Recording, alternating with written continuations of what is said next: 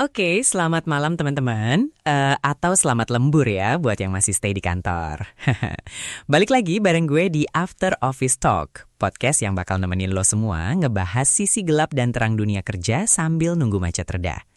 Nah, hari ini gue excited banget sumpah, karena topik kita ini gimana ya ngomongnya, kayak duri dalam daging gitu loh di kantor. Kita bakal bedah soal gatekeeping ilmu. Bareng gue udah ada Mas Satria, seorang praktisi yang katanya, punya pandangan yang cukup pedas soal ini. Sehat, Mas? Halo. Ya, kabar baik sih. Tapi jujur ya, pas lo kontak gue buat bahas ginian, gue sempat agak skeptis. Maksud gue, emang beneran ada yang namanya gatekeeping di level profesional? Apa jangan-jangan kitanya aja yang emang kurang usaha buat nanya? Atau mungkin orang yang kita tanya emang lagi sibuk aja gitu loh. Gue rasa kita nggak bisa langsung ngejudge orang pelit ilmu cuma karena dia nggak kasih tutorial lengkap dalam sekali duduk. Waduh, baru mulai udah langsung ngegas nih Mas Satria. Defensif banget kayaknya. Jangan-jangan lo salah satu pelakunya nih. Haha, bercanda. Tapi serius deh Mas, lo nggak ngerasa ada fenomena di mana orang-orang yang udah senior atau punya posisi kayak sengaja gitu loh nutupin resep rahasia kerjaan mereka. Biar cuma mereka yang dianggap paling jago, paling dibutuhin. Terus kalau mereka nggak ada, satu kantor kelabakan. Itu kan nyata banget terjadi kan? Gimana ya? Gue liatnya sih gini.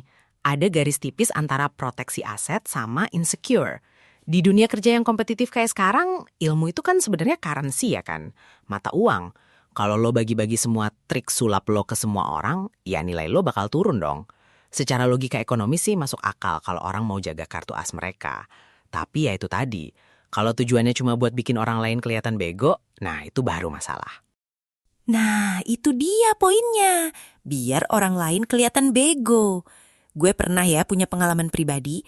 Ada satu senior, tiap gue tanya cara narik data tertentu, jawabannya selalu, itu ribet, udah biar gue aja yang kerjain.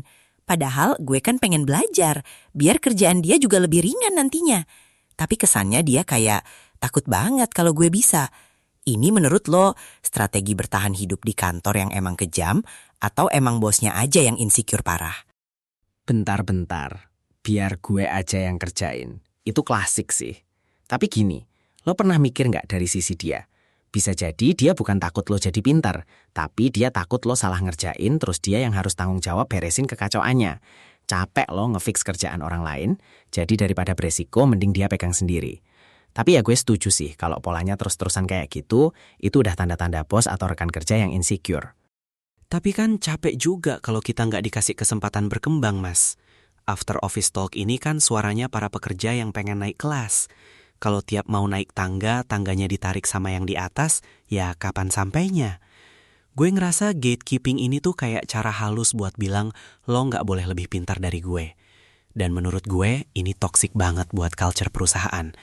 Lo setuju nggak kalau ini sebenarnya tanda lingkungan kerja yang nggak sehat? Bisa jadi dua-duanya. Tapi jujur ya, kalau gue jadi lead dan gue lihat ada tim gue yang pelit ilmu, gue malah curiga. Ini orang jangan-jangan cuma tahu caranya, tapi nggak tahu kenapanya. Makanya dia takut ditanya lebih dalam atau takut ada yang nemuin cara yang lebih efisien dari cara dia. Gatekeeping itu seringnya dipakai buat nutupin ketidaktahuan kita sendiri. Kita bikin prosesnya kelihatan magis, padahal sebenarnya simpel, cuma biar kita tetap dianggap relevan. Wah gila sih, nutupin ketidaktahuan. Ini aha momen banget buat gue. Jadi sebenarnya para gatekeeper ini justru yang paling merasa terancam ya. Mereka ngebangun tembok tinggi bukan karena mereka punya harta karun, tapi karena mereka takut orang tahu kalau di dalam tembok itu nggak ada apa-apanya. Gila.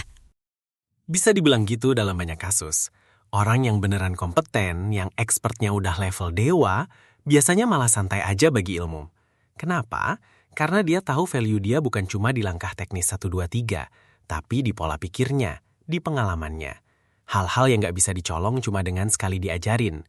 Tapi ya itu tadi, masalahnya nggak semua orang punya kepercayaan diri kayak gitu di kantor. Bener banget, dan ini makin parah kalau budayanya emang salung sikut. Wah, makin seru nih pembicaraan kita.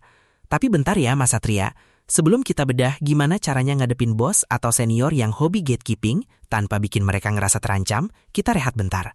Lo harus minum dulu tuh kopinya, biar makin encer otaknya buat sesi berikutnya. Stay tune terus di After Office Talk, karena abis ini kita bakal bahas taktik undercover buat nyolong ilmu dari si pelit.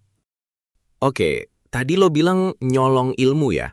Sebenarnya gue agak kurang srek sih sama istilah itu. Kesannya kita tuh kriminal di kantor sendiri. Tapi ya gue paham lah konteks lo.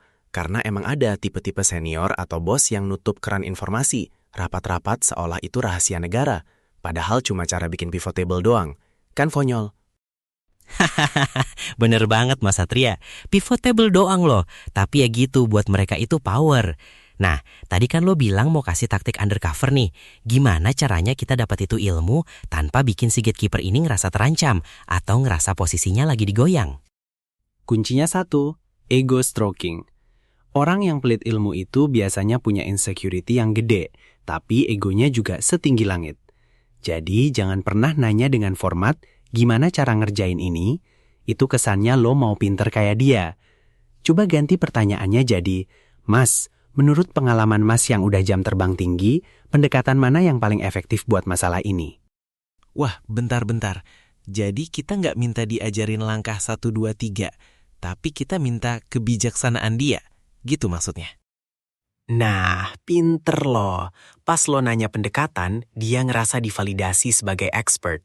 Dia bakal cerita panjang lebar. Dari situ, lo dapat logiknya.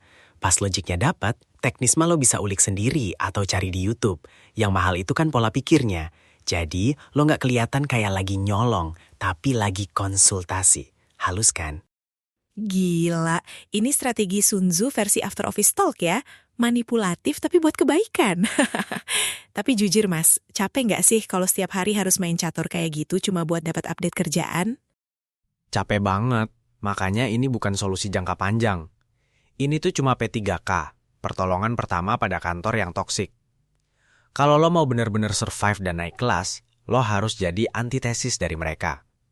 Pas lo nanti jadi senior, atau pas lo jadi bos, lo jangan lakuin hal yang sama. Lo harus sadar kalau value lo itu bukan di apa yang lo simpan sendiri, tapi di seberapa hebat tim yang lo bangun. Setuju sih, tapi ada ketakutan kan? Kalau gue ajarin semua, nanti gue digantiin sama yang lebih muda dan lebih murah. Itu gimana, Mas? Kan realistis juga tuh ketakutan kayak gitu. Emang realistis, tapi menurut gue itu mindset orang yang berhenti belajar. Kalau lo berhenti belajar, ya lo bakal keganti. Mau lo gatekeeping ilmu sampai mati pun, lo tetap bakal ketinggalan zaman. Tapi kalau lo terus berkembang, lo nggak bakal takut bagi ilmu. Kenapa?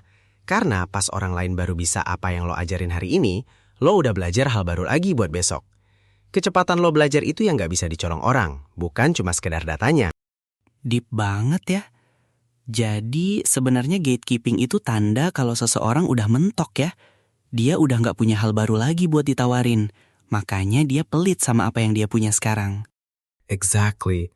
Gatekeeping itu pengakuan terselubung kalau lo udah nggak kompeten buat bersaing secara sehat. Pesan gue buat yang dengerin After Office Talk sekarang, terutama yang ngerasa lagi di posisi atas atau punya ilmu lebih, jangan jadi tembok, jadilah tangga. Tembok itu cuma bikin orang berhenti, tapi tangga itu bikin orang naik. Dan pas mereka naik, mereka bakal ingat siapa yang bantu mereka di bawah. Itulah yang namanya legacy, bukan cuma sekedar jabatan di ID card. Gokil, jangan jadi tembok, jadilah tangga. Gue tandain nih kalimatnya. Wah, nggak kerasa, kita udah di penghujung sesi. Mas Satria, makasih banyak ya udah mau buka-bukaan soal fenomena gatekeeping ini. Asli, perspektif lo ngebuka mata banget. Sama-sama. Semoga teman-teman di luar sana bisa lebih berani buat nembus tembok-tembok itu. Atau bahkan ngerubuhinnya sekalian dengan cara yang elegan. Cheers! Alright, buat lo semua yang ngerasa episode kali ini daging banget, jangan lupa share ke teman kantor lo yang mungkin lagi stres ngadepin bos yang pelit ilmu. Tapi ya jangan langsung di tag bosnya juga sih, bahaya. Gue pamit dulu, stay curious, stay smart, dan tetap dengerin After Office Talk. See ya in the next episode.